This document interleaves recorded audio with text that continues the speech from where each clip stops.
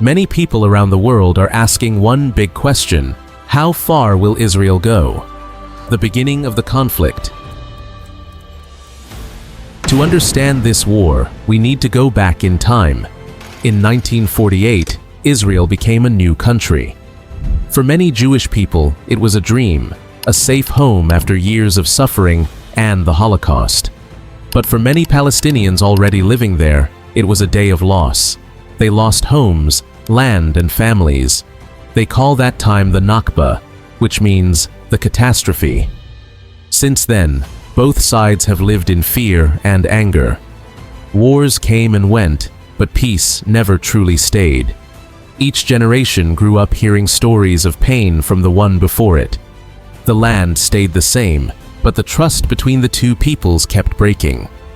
The Gaza Strip is a very small area by the sea, but even though it is small, more than 2 million people live there.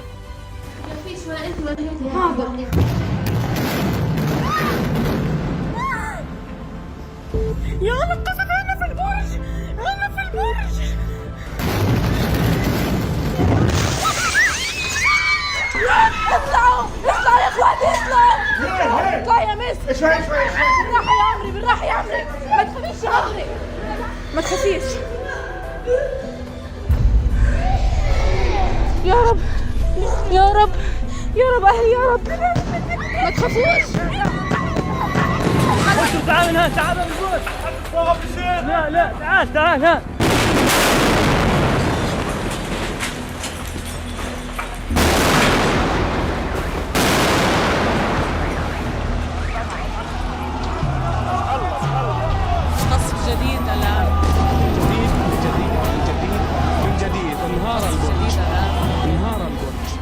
Israel controls most of Gaza's borders, its airspace, and even its sea. This control is meant for security, Israel says, to stop attacks. But for people in Gaza, it feels like being locked inside a cage. I just lay there and thought, is this how I'm going to die? I think October 7th is a new phase for us as Jewish people right after the Holocaust. It's the bloodiest day in the history of the Zionist-Arab conflict. This was an incredibly serious trauma for the Israeli people. Right now, we feel like, never again is now. Israel responded with war. Its goal was the complete destruction of Hamas. But the bombings and expulsion of Palestinians felt like a repeat of their own painful history, the Nakba catastrophe. The attack. On October 7th, 2023, Hamas, a group that governs Gaza, launched a large attack on Israel. They crossed the border, killed more than 1,200 people, and took many hostages. It was a terrible and shocking day for Israel. Many of the victims were civilians, including children. Right after that, Israel declared war on Hamas. Airstrikes began almost immediately. Whole neighborhoods in Gaza were destroyed in hours. Thousands of people died in the first few weeks. Hospitals ran out of space, and rescue workers dug through rubble with their hands.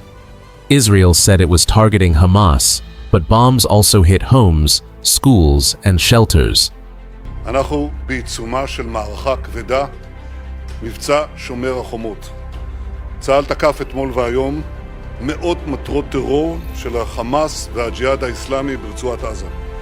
חיסלנו עשרות מחבלים, כולל מפקדים בכירים, הפצצנו מפקדות של החמאס, מוטטנו בניינים ומגדלים שמשמשים את ארגוני הטרור.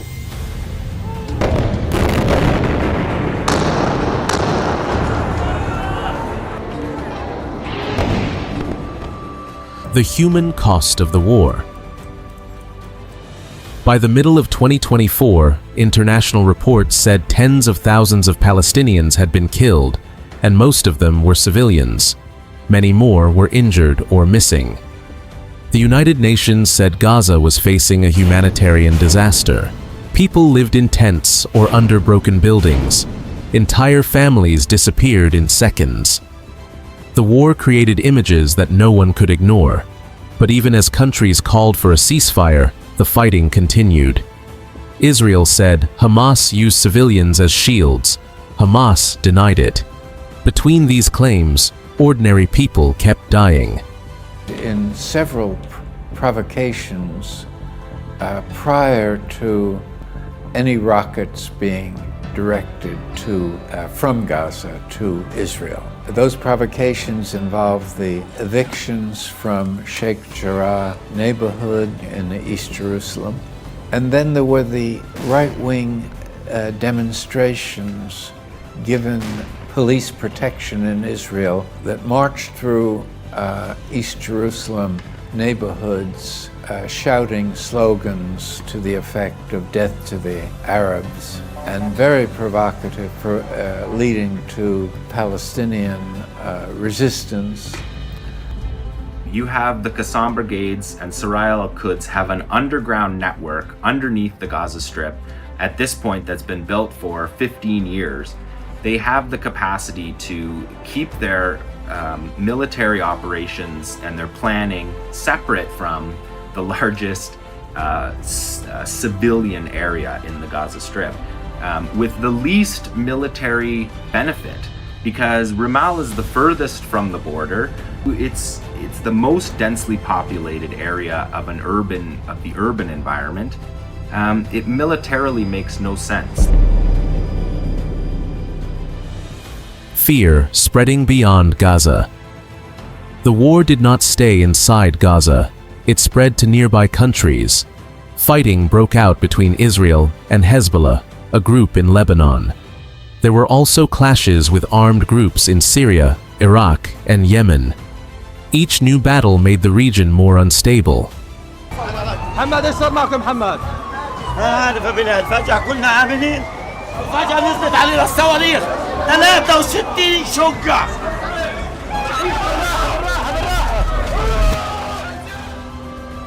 What does Israel want?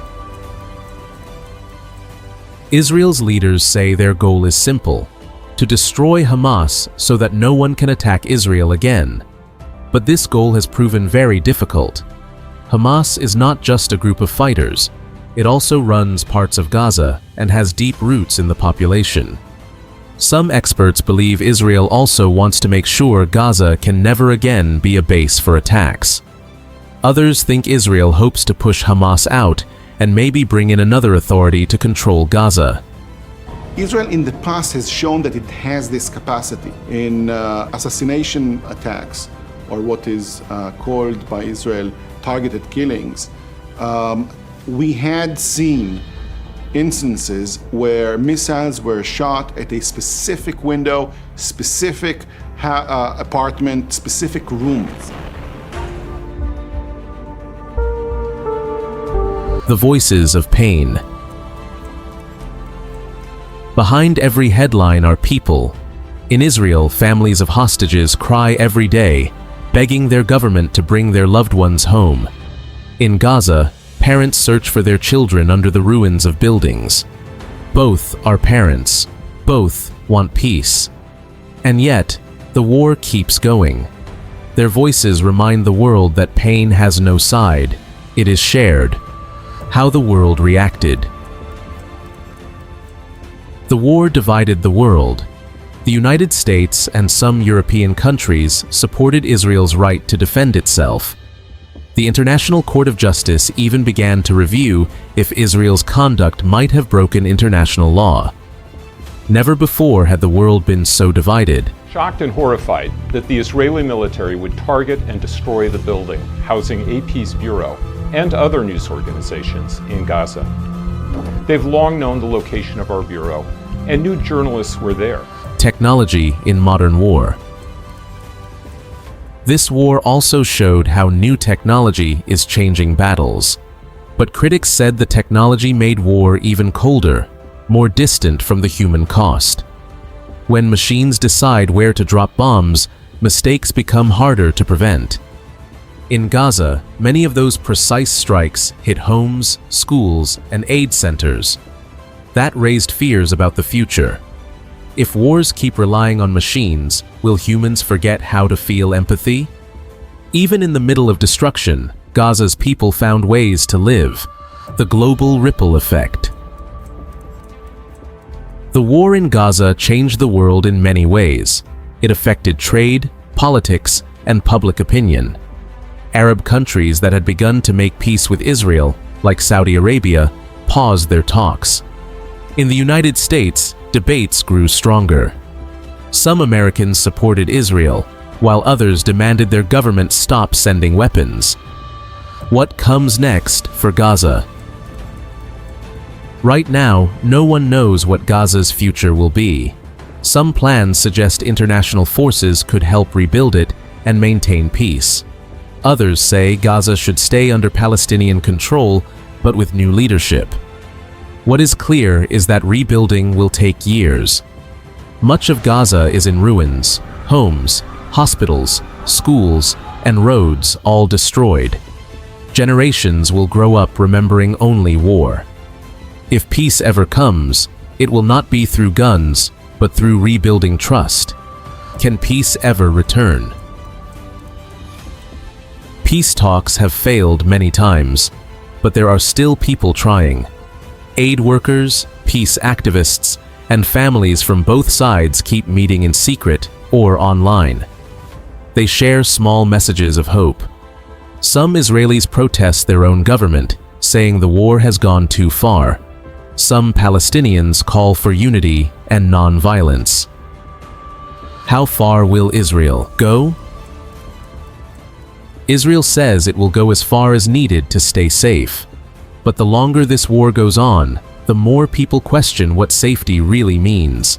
Deterring and destroying what they could of Hamas's capabilities, but also warning the people that if they tolerate the leadership of Hamas, if safety comes at the cost of endless fighting, then everyone loses. For every rocket fired, another child grows up angry. The future of humanity.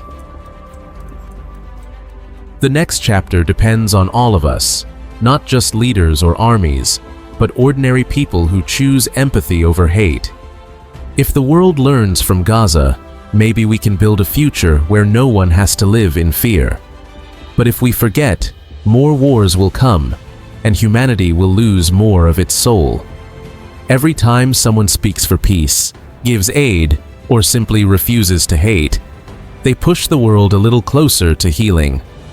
If this story opened your eyes or made you think, please take a moment to like this video and share it with others. And don't forget to subscribe.